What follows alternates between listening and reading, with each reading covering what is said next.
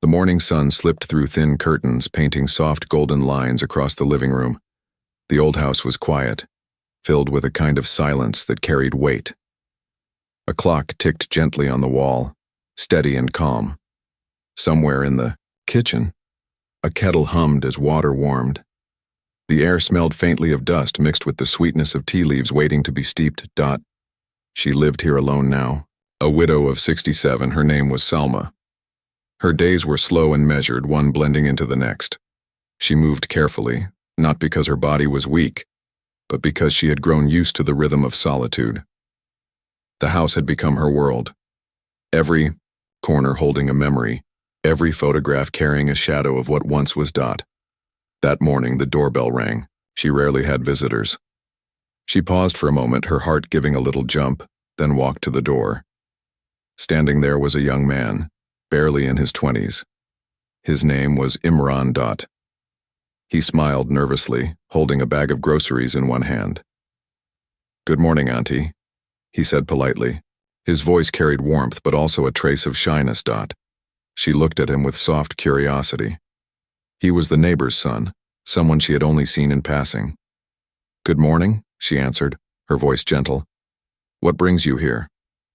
"Thought I could help you," he replied. "My mother said you live alone now. I can carry things from the market for you." For a moment, she hesitated. She had spent months proving to herself she needed no one. Yet the boy's sincerity was difficult to refuse. She opened the door wider. "Come in, then." "Thank you." The sound of his shoes tapping against the floorboards was new, almost startling, in her quiet home. He set the bag on the kitchen counter and looked around. "Your house is very peaceful," he said honestly, his eyes wandering over the tidy shelves, the framed pictures, the lace curtains. She smiled faintly. "Peaceful or lonely? Sometimes I can't tell the difference." There was a silence after, her words filled only by the whistle of the kettle. Imran looked at her, wanting to say something but unsure what. Instead, he asked, "Shall I make tea for you?" She tilted her head, surprised. "Do you know how to make tea?" He chuckled. "Not as good as you, I'm sure, but I can try." She let him. He moved clumsily, searching for cups, stirring sugar with too much noise, but there was something endearing in his effort. She watched him quietly, noticing the careful way he handled each step, as though her opinion mattered greatly. When he finally placed the steaming cups on the table, he sat opposite her. "Tell me," she asked, "why are you being so kind? You must have better things to do." He shook his head, his eyes sincere. "I just thought, maybe you could use company. Sometimes people forget that silence can be heavy." Her lips parted slightly, but she said nothing. Instead, she sipped her tea. The warmth spread through her chest, and she felt an unfamiliar lightness, as though a window had been opened in a room she hadn't realized was closed. The minutes stretched, filled with small talk. He told her about his studies, his part-time job, his dreams of becoming a writer. She listened carefully, nodding, asking gentle questions. It had been a long time since someone spoke to her with such openness, as though her presence alone was enough. The clock ticked, steady and slow. The air carried a strange comfort, a softness that belonged not just to the house but to the space between them. At one point he laughed at his own story, and she laughed too. The sound surprised her. It had been so long since laughter had filled these walls. She pressed a hand to her lips as though afraid of losing it, but Imran only smiled wider. "You should laugh more," he said softly. "It suits you." Her cheeks warmed and she looked away, pretending to focus on the steam rising from her cup. Something unspoken lingered between them, nothing clear, nothing confessed, but it was there, like the faint hum beneath a song. When he finally stood to leave, she felt a small pang. "Thank you for the tea," he said, though it was she who had thanked him with her quiet acceptance. At the door, he paused. "May I come again? Just to sit? Maybe help around the house?" She studied him, her eyes gentle, her heart strangely unsettled. Then she nodded slowly. "Yes." You may come again. The door closed softly after him. The house was quiet once more, but the silence felt different now, less heavy, less sharp. It carried the echo of laughter, the warmth of conversation, the faint promise of something she had not expected to find. And so, the quiet house began to change. Though neither of them fully knew how the next morning was soft with rain. Outside, the window drops tapped gently against the glass, a rhythm that filled the quiet house. The garden smelled of wet earth, though no one walked there. Inside, the ticking clock was steady, and the air carried the faint scent of cardamom from yesterday's tea. Salma sat near the window, a shawl around her shoulders, holding a book she had read many times before. Yet her mind drifted. Her eyes moved over the words, but her heart kept returning to the young man who had visited yesterday. His smile, his clumsy way of making tea, his gentle honesty, these things lingered in her thoughts. The bell rang again. She felt the same small jump in her chest, though she told herself not to expect too much. When she opened the door, there he was, Imran, carrying another bag of groceries, water drops shining on his hair. You again, she said, half a smile on her lips. I hope you don't mind, he replied, a little shy, but hopeful. I brought some things my mother thought you might need. Your poor mother, Salma teased softly. She is losing a good helper to me. Imran laughed. His laughter was warm, like sunlight breaking through rain. She stepped aside and let him in. The house, so often filled only with the sighs of wind and the ticking of time, now welcomed a new sound. His footsteps, his voice, his presence. They sat again in the kitchen, where the kettle sang its low song. This time, Salma made the tea, her hands practiced, her movements graceful. Imran watched her, noticing how she measured the sugar without thought, how she poured with steady care. You've done this many times, he said. More times than I can count, she replied, setting the cup before him. When you live long enough, some habits become second nature. They sat together, the rain outside tapping its steady rhythm. Conversation grew easier. Imran told her about his university classes, about staying up late to finish assignments, about how sometimes he doubted if writing was the right path for him. You doubt yourself too much, she said gently. Words are your gift. I could hear it yesterday when you spoke. You carry stories in your voice. Her words struck him deeply. He looked at her with quiet awe. Few people had spoken to him like that. Few had seen him so clearly. And you? He asked, curious. What about your life? What dreams did you once have? She was silent for a moment, her eyes falling to the cup in her hands. My dreams were simple, she said at last. To love, to build a family, to keep a home alive with warmth. And for a time, I had all that. But life takes what it wants, when it wants. The weight in her voice filled the room. He did not know what to say, so he reached across the table, not touching her hand but close enough for her to feel his nearness. She noticed, though she did not show it. Instead, she gave a small smile. Still, I am here. That is something. The rain softened, becoming only a whisper against the window. They moved to the sitting room, where she brought out an old album filled with photographs. Together, they turned the pages. Black and white pictures of her youth, sepia-toned memories of her late husband, snapshots of celebrations long past. Imran leaned closer, studying each image with genuine interest. You were beautiful, he said, almost without thinking. She looked at him, startled. Then softly she replied, Was. He flushed. I mean, you are, still, beautiful. For a moment, silence stretched between them, filled only by the sound of pages turning. She looked back at the photographs, but her cheeks held color they hadn't carried in years. Time slipped by unnoticed. They shared small stories. She about her husband's jokes, he about his childhood adventures. At times they laughed together, and the laughter filled the house like light spilling through hidden cracks. There were pauses, too. Moments when words rested, but the silence was not empty. It was thick with unspoken feelings, a closeness neither dared to name. When her hand brushed his by accident as they both reached for the album, she drew back quickly, but her heart raced.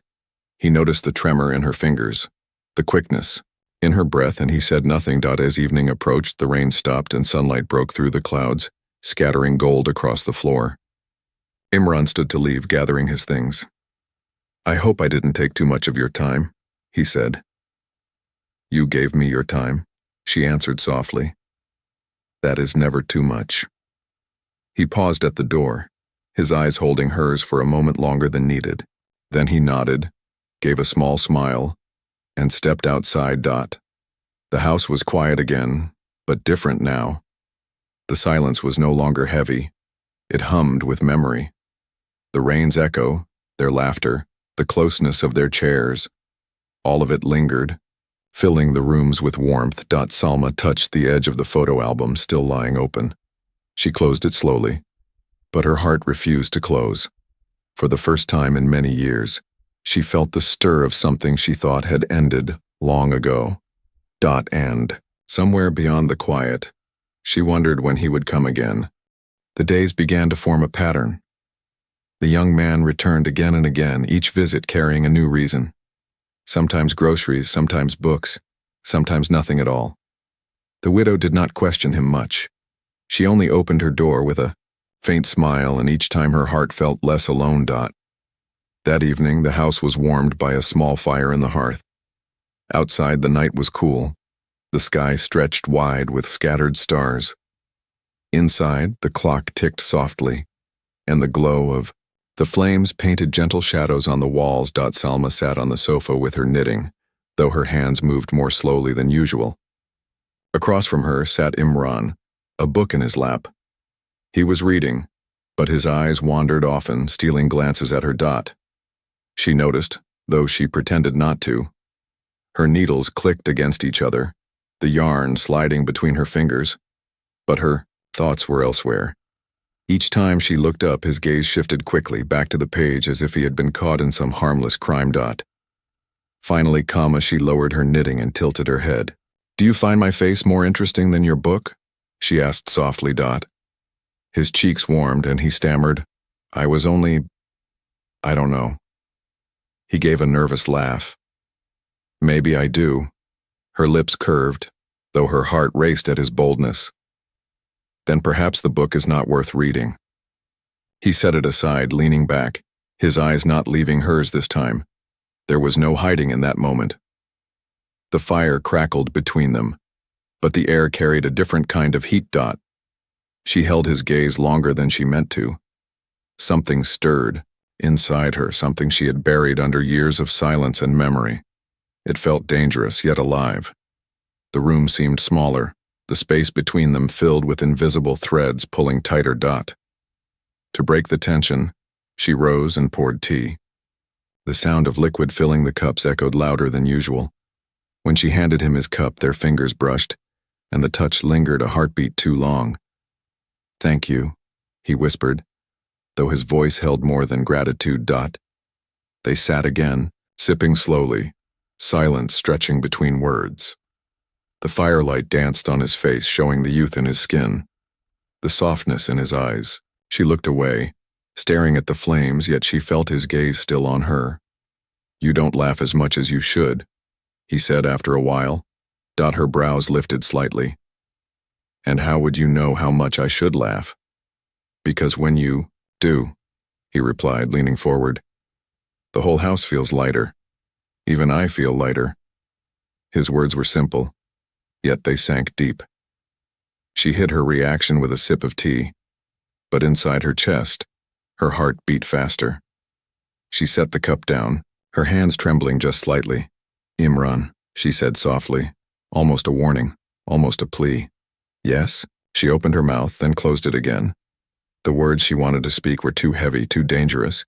Instead, she said only, "You are young. You should not waste your time in an old woman's house." His eyes did not waver. "I don't feel it is wasted. In fact, I feel more alive here than anywhere else." Her breath caught, and for a moment the world outside disappeared. There was only the fire, the steady clock, and their two hearts beating against the silence.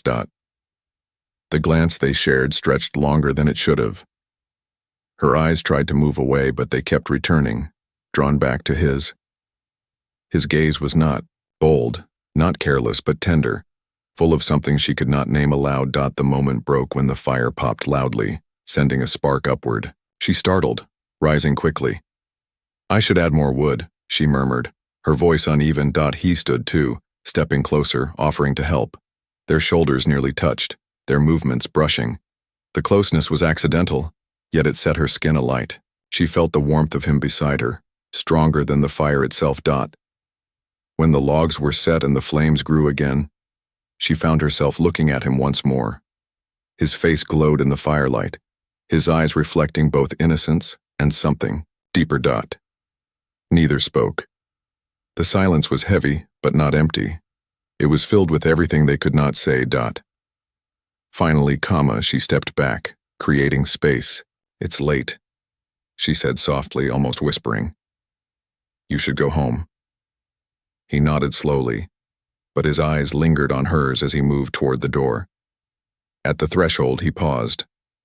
"Salma," he said quietly, his voice careful. "You are not just my neighbor. You are someone I think about when I am away." Her breath caught again, but she could not answer. She only stood there, her hand resting on the door, her heart pounding. He gave a faint smile, then stepped into the cool night air. The door closed gently behind him, leaving her alone in the quiet house once more. But this silence was not like the others. It was charged, alive with the echo of glances that had lasted too long. Her chest rose and fell, her hands trembled slightly, and her mind whispered truths her lips dared not speak. She sank into her chair again, staring into the fire. Its light flickered, but inside her, another flame had been lit. One she was not sure she could put out. The night was heavy with stillness. Outside, the world seemed asleep. No voices in the street, no children playing, not even the usual barking of stray dogs. Only the chirping of crickets filled the silence, and the occasional sigh of wind brushing against the windows. Inside, the widow's home glowed with a single lamp in the sitting room. Its faint light softened the corners, leaving shadows to rest against the walls. The clock ticked in steady rhythm, marking the quiet passage of time. Salma sat in her armchair, a shawl wrapped around her shoulders. She was not expecting anyone so late. Yet when the bell rang, her heart stirred as if it had been waiting all along. When she opened the door, Imran stood there, his eyes carrying both nervousness and a need he could not hide. "I didn't wake you, did I?" he asked softly. "No," she replied. Her voice was gentle, but her heart beat faster than she wished. "Come in." The air inside shifted as he entered. He carried no groceries this time, no excuse in his hands. Only his presence filled the space, and it felt enough. They sat across from each other, the lamp casting a soft glow over their faces. For a while, they spoke of small things, the weather, a story from his class, a recipe she once loved to make. Their words drifted lightly like leaves floating on water, yet beneath them unspoken currents pulled stronger. At one point, silence fell.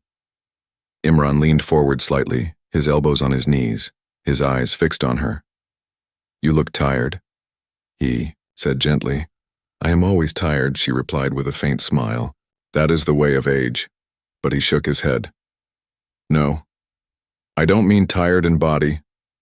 I mean in your heart." Her breath caught, and she looked away. The words touched something she usually kept hidden, something she never thought anyone could. "See?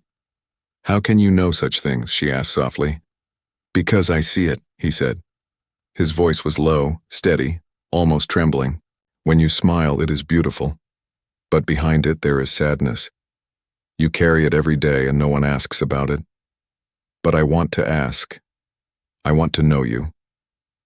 The silence between them grew thick, pressing on her chest. She closed her eyes for a moment, feeling the weight of years inside her. When she opened them again, her voice was barely above a whisper. "I am lonely, Imran.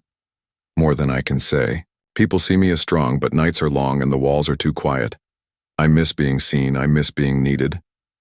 Her confession hung in the air, fragile and raw. She had not spoken these words aloud in years.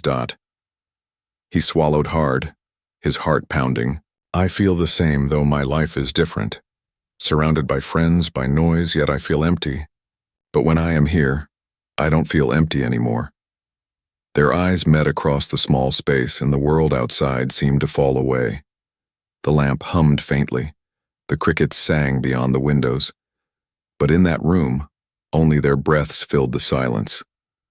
Salma's lips trembled, but she did not look away. She saw the truth in his gaze, and it frightened her, yet also drew her closer. "Imran," she said softly, "you are too young to say such things to me." He leaned closer, his voice low, tender. "Maybe, but feelings don't ask about age. They only come, and they are here now." Her heart raced, her hands tightening around her shawl. She wanted to stop him, to remind him of the world's judgment, of the years between them. But she also wanted to hold on to this moment, this rare closeness she thought she would never feel again. She looked down, her voice unsteady. "Do you know what you are saying?" "Yes," he replied. "I know it is wrong to others. But to me it feels right. When I sit here, when I hear your voice, when you look at me, I feel alive in a way nothing else gives me." Her eyes lifted again, meeting his. The intensity in his gaze was almost too much to bear. She felt as though he could see every hidden part of her, every unspoken longing. The silence stretched once more, charged, fragile, alive. Finally, she whispered, her voice trembling. "And what do we do now?" He smiled faintly, not bold, not arrogant, but with quiet certainty. "We keep talking. We keep being here. And you know what happened next." Her breath quickened, her eyes darting away, yet a warmth spread through her chest. She knew the meaning behind his words, though he had not spoken it plainly. They sat together in the soft glow of the lamp, the silence around them shifting from heavy to intimate. The night outside pressed close, but inside the house 2 hearts leaned toward each other, breaking through years of distance and walls of fear. The fire in her chest would not let her rest that night. And though nothing had been spoken directly, both of them knew. Something had begun, something neither could undo. The night after their confessions was different. The house, once a place of silence, now felt alive with something unspoken. Every corner seemed to echo with the memory of words they had shared, with the weight of glances that lingered too long. Salma sat in her armchair, her shawl wrapped tight. She told herself to be calm, to treat his visits as nothing more than kindness. Yet her hands trembled each time she heard his footsteps at the door. Her heart, quiet for so many years, now refused to rest. That evening, Imran returned again. He carried no excuse this time, no groceries, no books, only himself. "You came," she said softly, almost accusing, almost grateful. "I couldn't stay away," he admitted. His voice was steady, but his eyes betrayed the storm within. She let him in. The room was warm with the soft glow of the lamp, the faint crackle of the fireplace. Outside the air was cool, the world dark and still. Inside the air was heavy, thick with something unspoken. They sat close, closer than before. He on the sofa, she beside him, though she told herself she would keep her distance. But as they spoke, about his classes, about her memories, about nothing at all, the space between them seemed to shrink without either noticing. At one point, he reached for the shawl that had slipped from her shoulders. "You'll catch a chill," he said gently, lifting it and placing it back around her. His fingers brushed against her neck just for a moment, but it was enough to send a shiver through her body. Her breath caught, and she turned her face away. "Imran," she whispered, warning and pleading in one. "I know," he said quietly, "but I can't help it." Their eyes met again, and the silence between them grew heavy, trembling. She saw the youth in him, the fire in his gaze, and she saw herself reflected there, Not as an old woman, but as someone still alive, still capable of being seen, of being wanted. People would not understand, she said, her voice unsteady. Then we don't tell people, he replied, almost desperate. This is only ours. Her heart ached at his words. She wanted to push him away, to remind him of the years between them, of the world's cruel whispers, but her heart betrayed her, leaning closer, needing the warmth she had been denied for so long. They spoke less as the evening stretched. Words became shorter, silences longer, filled with glances, with small smiles, with breaths that came quicker than before. The room itself seemed to hold its breath, waiting. Then, as she reached for her cup of tea, her hand trembled. He steadied it, his fingers closing gently around hers. She did not pull away. Salma, he whispered, her name soft on his lips. She closed her eyes. Her heart pounded in her chest, loud enough she thought he might hear it. The silence pressed, closer, wrapping around them like a secret. When she opened her eyes again, he was still watching her, his gaze filled with tenderness and longing. Their faces were close now, closer than ever. She could see every detail. The curve of his lashes, the warmth in his eyes, the unspoken plea in his silence. Her voice trembled as she whispered, "This is a line we should not cross." "But we already have," he answered. His words were not bold, not arrogant, but certain, gentle, full of truth. She felt herself slipping, the walls she had built for years crumbling piece by piece, her loneliness, her longing, her buried desires. They all rose like a tide, pulling her toward him. The silence broke with a sigh. Hers or his, she could not tell. What happened next was not spoken, not described, only felt. The closeness that had built slowly over days finally closed the space between them. The room seemed to fade. The lamp, the fire, the ticking clock, all of it grew distant.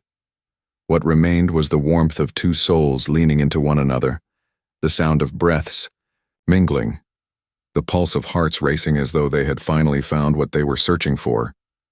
Time lost its meaning. The world outside was forgotten. In that room, only they existed, wrapped in a moment that felt too fragile to last, yet too powerful to deny. When at last they pulled apart, the silence was different, no longer charged with longing, but heavy with what had been shared. Neither spoke at first. Both were afraid of breaking the fragile truth that now bound them together. Finally, she whispered, her eyes lowered. "We didn't stop there, did we?" He smiled faintly, his voice soft. "No, and I don't want to." Her hands trembled as she gathered her shawl tighter, but she did not ask him to leave. Instead, she let the silence linger, a silence filled with new meaning, with unspoken promises and hidden fears. The crossing of the line had changed everything. They both knew it. The house was no longer just hers, no longer just quiet. It now held a secret, fragile, forbidden, but alive. And though her heart trembled, she could not bring herself to regret it. The morning after was brighter than usual. Sunlight spilled through the curtains, chasing away the shadows of the night before. Yet inside the house, silence lingered, not heavy like in the past, but sharp, charged with what had happened, with what now could not be undone. Salma sat at the kitchen table, her hands wrapped around a cup of tea. She stirred the sugar slowly, though it had already dissolved. Her thoughts wandered back to the night before, to the closeness she had allowed, to the line she had crossed. She felt both warmth and fear in her chest, as though two storms battled within her. The knock at the door came softly, but she knew it was him. Her heart skipped and her hand tightened around the cup. For a moment she thought of not answering, of hiding behind the walls of her house. But her feet carried her forward, almost against her will. When she opened the door, Imran stood there, his face lit by the morning sun. His smile was small, uncertain, as though he too felt the weight of the night. "Good morning," he said gently. She nodded, her lips curving into a faint smile she could not stop. Good morning. Come in. He stepped inside, his presence filling the quiet again. The house seemed different with him there, less empty but also less safe. She led him to the table, where another cup already waited, though she had not realized she had made it for him until now. They sat together, sipping tea in silence. The clink of spoons against porcelain sounded louder than usual, as though the world itself was reminding them of what they had done. Finally, he spoke. You're quiet today. She looked at him, her eyes steady but her voice soft. What is there to say, Imran? We crossed something last night, something that cannot be undone. He leaned closer, his voice low. Do you regret it? Her heart clenched. She wanted to say yes, to protect herself, to protect him. But the truth burned too bright inside her. No, she whispered. But I fear it. Their eyes held each other, the silence between them, thick with both honesty and fear. Later that day, they walked together in the garden behind her house. The sun warmed the earth, and the scent of flowers rose gently in the air. Birds sang in the branches, unaware of the secret that lingered between the two souls beneath them. As they walked, their hands brushed lightly. Neither pulled away, though both looked around as if the world might be watching. Beyond the garden wall, voices of neighbors drifted faintly, children laughing, a woman calling her son, footsteps on the street. Salma stiffened. We must be careful, she murmured. If anyone sees us, if anyone begins to wonder. Imran touched her hand, this time with quiet certainty. Let them wonder. I don't care what they think. She turned to him, her eyes searching his. But I care. You are young. People will speak. They will make this into something cruel, something shameful. I cannot bear for you to suffer because of me. His expression softened, but his grip did not loosen. What we share is not shame, it is only real. Isn't that enough? Her chest ached. She wanted to believe him, to live only in the warmth of his words. But the world outside her walls was not kind, and she knew it. They returned inside, where the house felt both shelter and cage. They sat close again, speaking in low voices, sometimes laughing at small things. Yet the laughter was always followed by quiet, by the reminder of their secret. When Imran leaned back in his chair, watching her, he said softly, I wish time could stop here, just this house, just us, no one else. Her eyes softened, but her smile was tinged with sadness. If time stopped, people would still find ways to judge. That is what people do. He shook his head. Then let them. Let the world outside stay outside. In here, it is only you and me. His words wrapped around her like a promise. Fragile, yet fierce. She wanted to hold on to them, to let herself believe. And for a moment she did. As the evening drew near, Imran prepared to leave. At the door he paused, looking at her with eyes that carried both longing and defiance. I'll come again, he said. She nodded slowly. Yes, but be careful. When the door closed behind him, Salma leaned against it, her chest rising and falling. The world outside was loud again. Voices, footsteps, the hum of life. But inside, her heart carried only the sound of his voice, the warmth of his hand, the echo of words too tender to be spoken aloud. The house was no longer only hers. It held their secret now, their closeness, their fear, their longing. And though the world outside waited with its sharp eyes and cruel tongues, she knew she would open the door again when he returned. The days moved slowly, but every hour seemed heavier now. The quiet house was no longer just a place of memory. It had become a place of waiting. Salma found herself listening for footsteps, for the gentle knock on the door, for the voice that had begun to fill her lonely nights. When Imran came, her heart always leapt. And when he left, the silence pressed harder than ever before.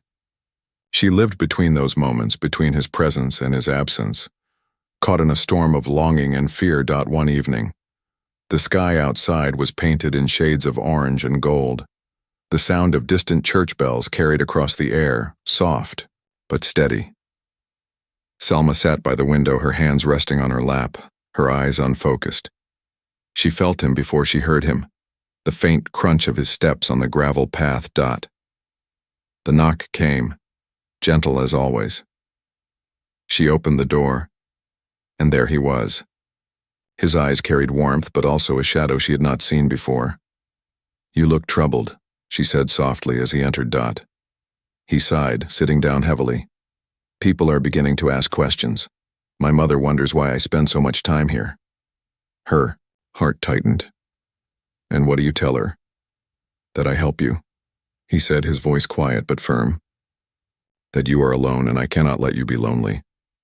Selma lowered her eyes, her fingers twisting the edge of her shawl. "It is true, but not the whole truth." He leaned closer, his voice almost pleading. "Does the whole truth matter? If what we share is real?" She looked at him, her eyes shimmering with a mix of affection and fear. "The world does not see with gentle eyes, Imran. They will not understand. They will make it something ugly." His jaw tightened, but his gaze softened as he reached for her hand. "Then let them think what they want. I don't care. I only care about you." Her heart ached at his words. She wanted to believe him, to surrender to the warmth he gave her. But years of life had taught her that the world outside was not kind. Secrets could not be kept forever. They sat in silence, their hands close but not quite joined. The ticking of the clock seemed louder, marking every second of their unspoken fears. Finally, he broke the silence. "Do you think of me when I'm not here?" Her breath caught. She wanted to deny it, to guard herself, but the truth pressed forward. "Every day," she whispered. "Every hour." He closed his eyes, relief and longing washing over his face.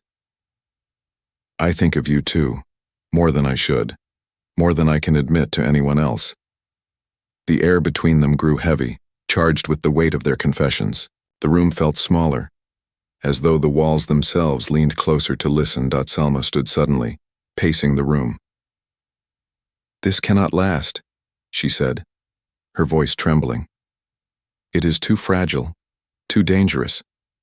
One word from a neighbor, one careless glance, and everything will shatter." He rose too, stepping toward her. "But do you want it to end?" Her eyes filled with tears. She shook her head slowly. "No, that is the problem. I do not want it to end." The honesty in her words cut through the fear for a moment, leaving only the raw truth between them.